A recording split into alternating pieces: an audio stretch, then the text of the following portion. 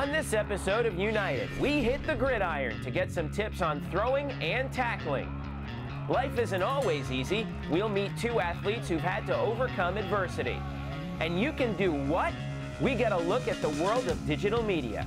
United starts now.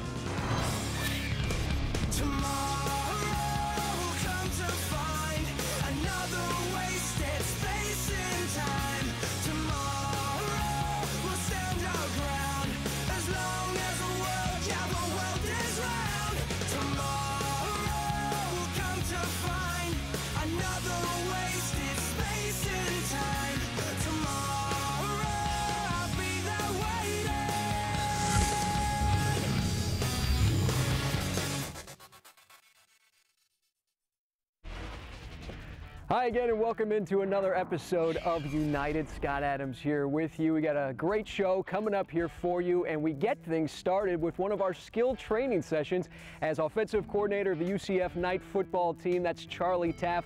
We take a look at the proper way, Coach, to fire that pigskin into your receiver's hands, and I know there's quite a few different techniques throughout the entire course of the grip, the actual cocking back of the football, and then your follow through. Well, like everything else in sport, you got to have sound fundamentals and mechanics. Starts with the grip. You'd like to hold the ball toward the back third of the football. 2 fingers on the laces. Some quarterbacks put 3, but 2 is suggested. And this helps give you the proper ball flight. Everybody's a little bit different. The bottom line is whatever works, whatever gets the job done. You don't want to overdo it, but there are some very basic things that are important. Obviously, the hand position and the grip toward the back third of the ball promotes the front tip being up on the release and keeps the ball in flight and makes it a softer ball for the receivers to catch. Again, very important, the front hand now is on the football.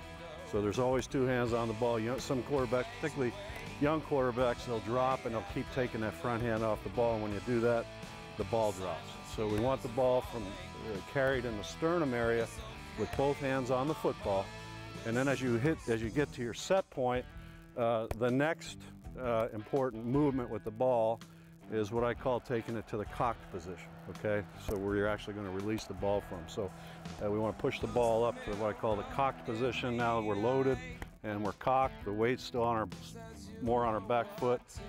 From this point, the release starts. The front hand does not come off the ball until you actually release it, throw it. So once we start that throwing movement, front hand off, front tip of the ball, sideline, facing the sideline, the palm of the quarterback's hand is the eye of the camera, hopefully taking that picture of his target and right where the ball, you'd like the ball to go. One important thing, notice here on the release where the front tip of the ball faces. A real misconception. Some people think the tip is like that. You don't want that because that locks the wrist on the release, and it's going to promote the front tip of the ball being down as it comes out. So actually, the coaching point I use is your palm of your hand is like the eye of a camera, and it's facing right at your target where you want the ball to go. So as you take the ball to this position here, the actual front tip of the ball is facing to the sideline, and that palm of the hand is pointing really right at your targets. So we start from here, release, we'd like the elbow slightly in front of the ball. That promotes the proper ball flight, keeps the tip up, and then on the actual release, the index finger is the last to leave the football.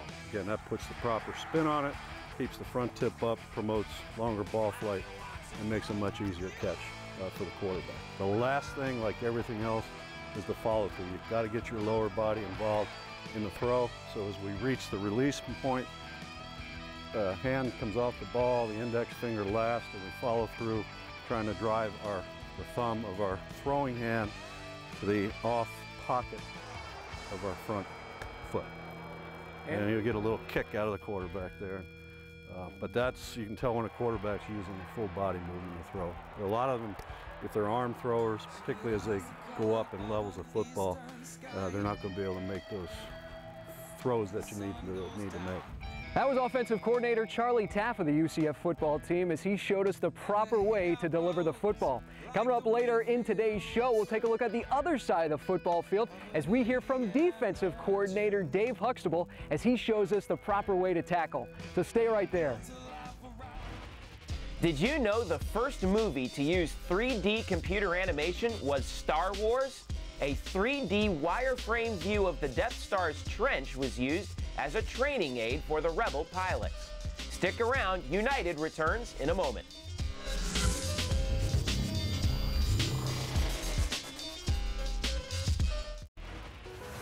It would be hard to find a person who has not overcome an obstacle in life. The everyday struggles that people face will affect them in some way or another, sometimes crippling their lives. For student athletes, it's no different. Hear from some UCF student athletes as they share how to turn your dark days into a motivation for a better life. Growing up, my childhood, I want to say, was pretty much like any other kids. I mean, of course, it was a little bit different considering, I was adopted and I didn't exactly grow up with like the people that gave birth to me.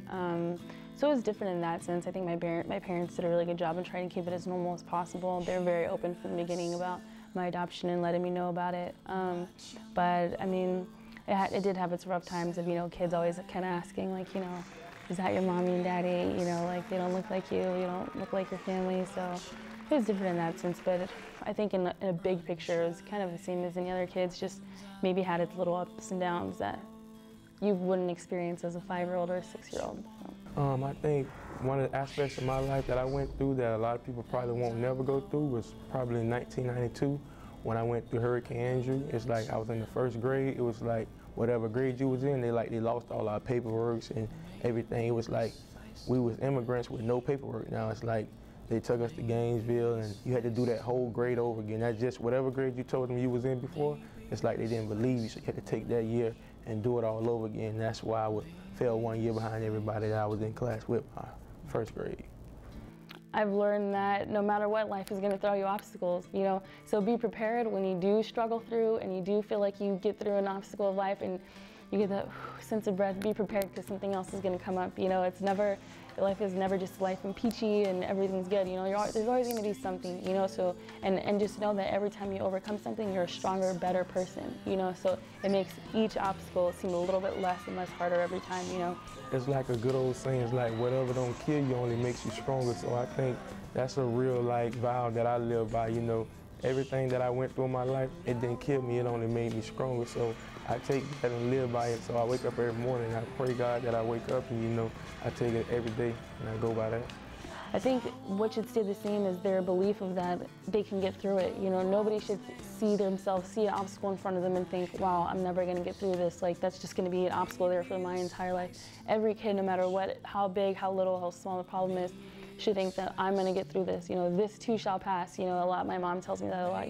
This too shall pass. It's not going to be like you're going to be feeling this way forever. If somebody feel like they're overpowered by something, the worst mentality to have is to just give up and feel like you can't do it or try to put the problem on someone else. If it's your problem, you have to deal with it. So you can't just take a problem and try to push it and give it away. If it's your problem, be a man about it and deal with it. That's the best way I see it. There's never too much pride, you're never too big to reach out to somebody else for help and let them know, hey, I'm struggling, I'm in a situation that I'm not too happy about and, I don't see it going anywhere. I think that could be a really good first step is reaching out to somebody else, to a community leader, to a friend, even to a support group, a club, go join a little soccer team, That's just something a few hours out of your day that can take you away from that, take you away from your parents, take you away from, the community of gangs and violence and every day it's a little bit more and you feel a little bit better. Take every day at a time, never take like a day and try to just be like, oh, it's just another day. How certain people wake up and just be like, oh, I gotta go to class today. Oh, I gotta go to practice today. It might be your last day, you never know, so you should make the best of it. Sports and all that stuff, that's great, and it helps you build you as a person, but you don't want people just rattling off your scores at your funeral. You want people laughing and talking about all these memories you had with each other, and it's things like that that are important, and that makes life count. That means you lived and you didn't just exist and kind of just go through it. My coach used to always say, don't just try to go through the motions in this drill, complete the drill, master the drill, own the drill. You know, it's the same thing in life. Don't just go through the motions in life, complete life, you know, master your life, have complete control over it. I think that makes your life count. If somebody was to look back on my life and if I wanted them to approach it a certain way, I think that they would say, you know, through the ups and downs, Darren never really gave up. He always kept his head up. There's brighter days ahead, you know, just keep pushing through, just keep giving everything you've got, you know, don't ever give less than 100% every day, you know. I would just keep telling myself that there's good times ahead, you know, and you almost have to hold on to that. If the present's not great, hold on to the future. You know, if you have a bright future, if you've got big dreams, hold on to that. Don't let that slip your mind, you know, let that be your motivation. Learning to take life one day at a time is a great recommendation on how to enjoy life more.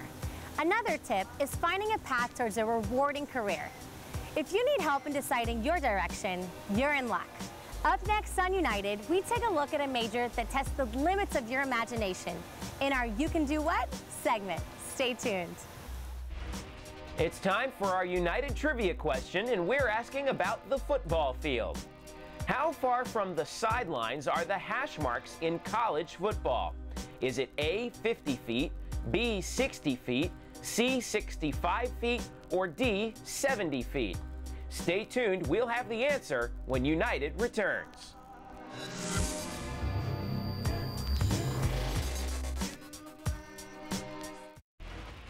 It's time to reveal the answer to our United trivia question. How far from the sidelines are the hash marks on a college football field? The answer is 60 feet from the sideline. In the NFL, the hash marks are much narrower, 70 feet 9 inches from the sideline, or about as wide as the goalposts. Later in our skills segment, we'll show you how to tackle an opponent no matter where they are on the field. Have you ever wanted to be a part of a team that creates the next Hollywood blockbuster? Or maybe an animator behind a cutting-edge music video?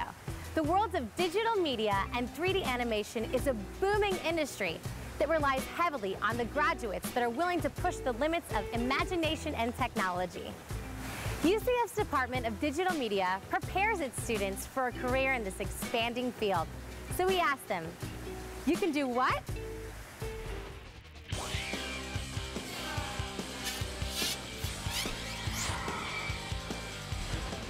My name is Matthew McCarr. I originally started as a studio artist and was very involved with video production.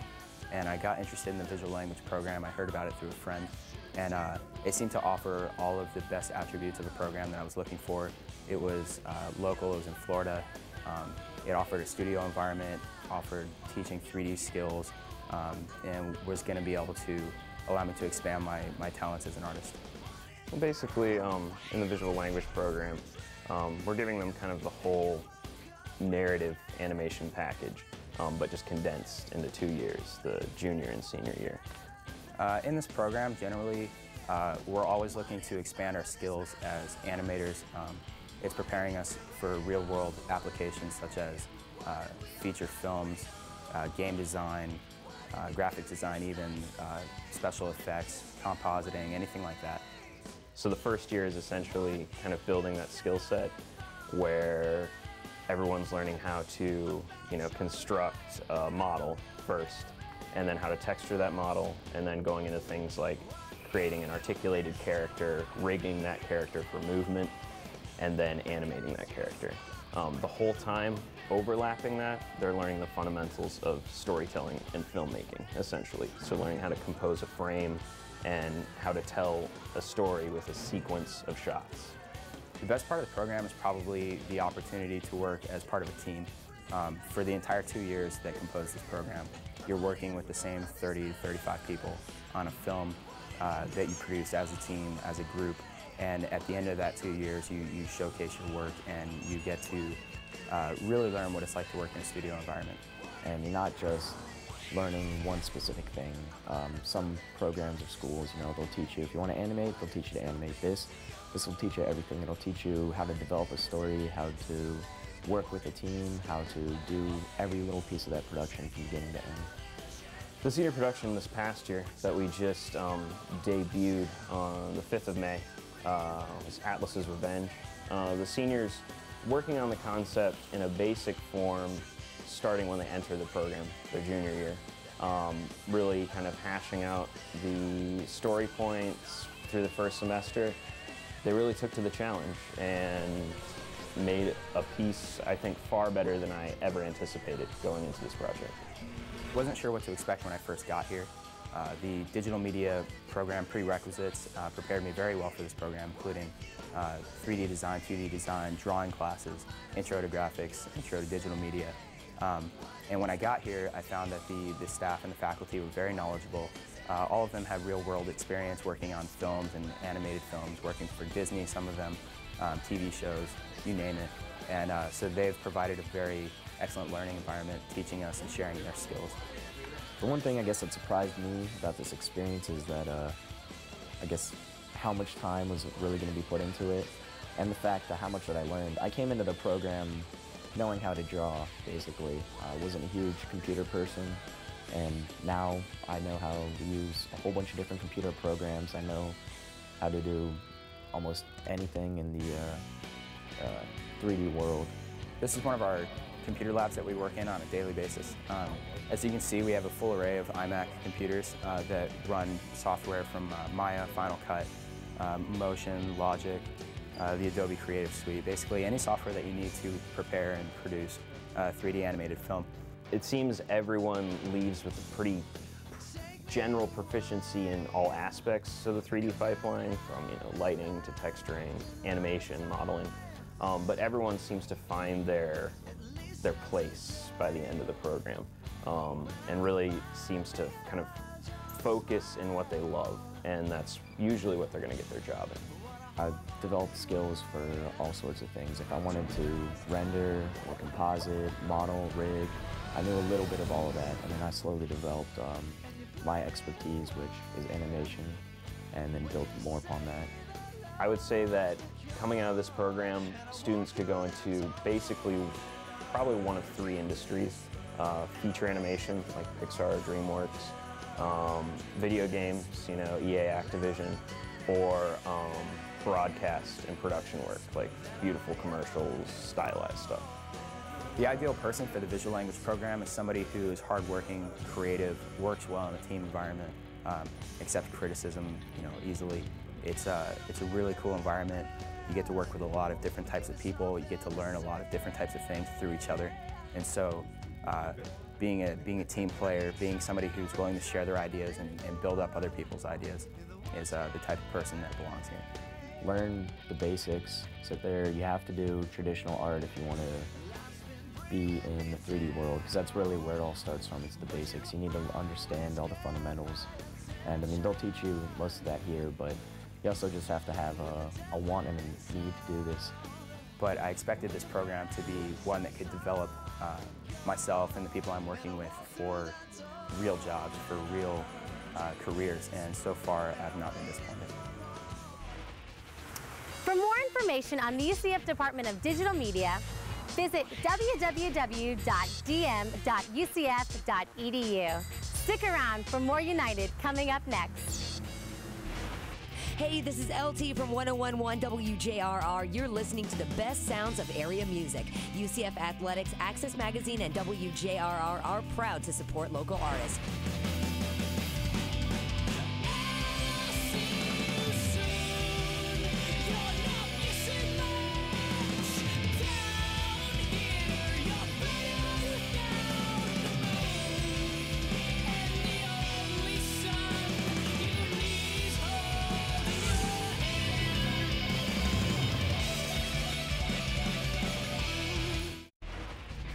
Hi, welcome back to United. Scott Adams with you. Time now for one of our skill training sessions, and joining us here is defensive coordinator of the UCF football team. That's Dave Huxtable, coach. And I know they always say defense wins championships, and part of defense is tackling the ball carrier. And I know that's ever so important on the football field, is to have great technique when you're there trying to wrap up that certain ball carrier. No question about it. The single most important function of a defensive player is tackling. And, there's a lot of fundamentals and technique that go into playing football on both the offensive side and defensive side, from stance and alignment, keys, footwork, hand placement, defeating a block. and pursuit angles to the ball. And you can do all those things perfect, but at the end of the play, when you reach the ball carrier, if you can't finish and tackle, then all those things are for naught. Coach, let's take it from the get-go, from the start. A ball carrier approaching, you're wanting to go at full speed, getting a nice wide base, and then at all times, keeping that head up. That's right. You always want to see what you hit. All right, that's one of the most important things when tackling, is to see what you're going to hit. But in your pursuit to the football, to the ball carrier, there's 5 elements, okay? The first being the gather, okay, which is at the end of your pursuit, and it's getting your body under control into the hit position, all right, to go into the next phase, which is the fit, okay? And the fit is when you're actually going to put your body onto the ball carrier, all right, with your eyes aiming for the bottom of the numbers, okay?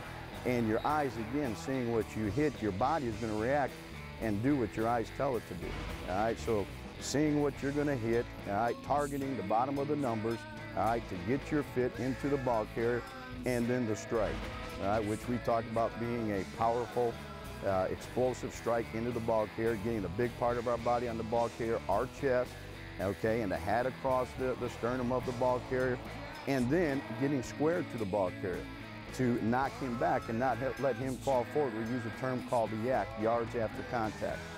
So we want to get our head across the bow, all right, close the gate to get our hips and shoulders squared to the ball carrier, allowing us to knock him back.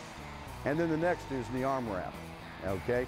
Bringing our arms violently up through the sides of the ball carrier, all right, to get our hands locked or grab cloth, all right, to get a good tight fit on the ball carrier, and finally finishing with the leg drive to knock him back. And Coach, I would imagine if you followed all of these keys, big or small, you should be able to tackle just about anybody.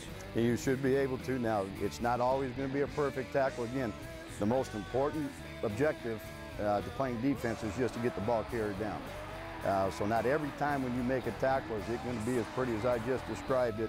Boys, let's just get them down and let them play another down to defense. And Coach, I think finally, outside of just technique, you have to have that mentality, that no fear type of course going into wrapping up a ball carrier. No question. To play defense, you have to have a warrior spirit. You have to have that mentality that you want to hit and not be hit, and instill that fear into your opponent, into that ball carrier, that he knows that you will never quit and that you're going to make him quit. And that's a mentality and a passion for the game and just a love for contact. That was defensive coordinator Dave Huxtable of the UCF football team, as we just learned how to deliver the proper tackle. And that'll do it for this episode of United. For everybody on our show, I'm Scott Adams. We'll see you next time.